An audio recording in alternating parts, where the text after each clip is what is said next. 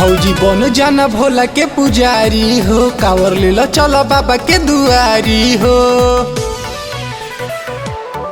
भौजी बन जाना भोला के पुजारी हो, कांवर ले लो चलो बाबा के दुआरी हो।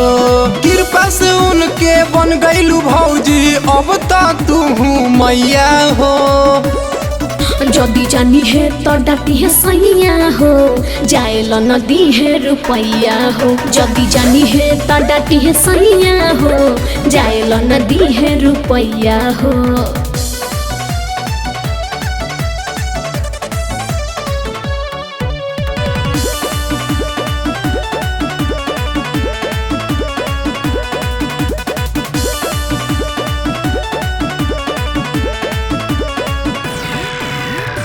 हमरो त मन करे जाके बाबा धाम हो, सुनले बानी बड़ी उनकर नाम हो। होखत यार भौजी छोड़ी सारा काम हो, देरी काहे करेलू ढेर ताम झाम हो।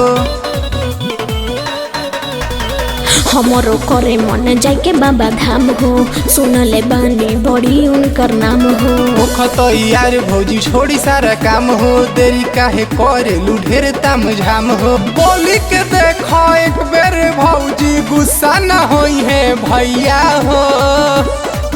जदी जानी है तो डटी है सैया हो, जाएल नदी है रुपैया हो। जदी जानी है तो डटी है सैया हो, जाएल नदी है रुपैया हो।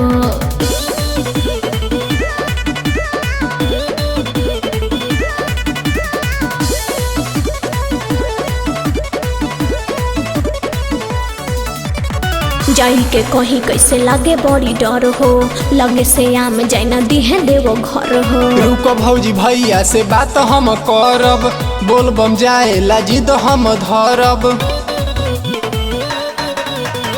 जाई के कहीं कैसे लागे बड़ी डर हो, लगे से आम जाई नदी है देवो घर हो। रुको भौजी भैया से बात हम करब, बोल बम जाए जिद हम धरब। कहब हमनी साथे जई है सोनू चौबे गवैया हो।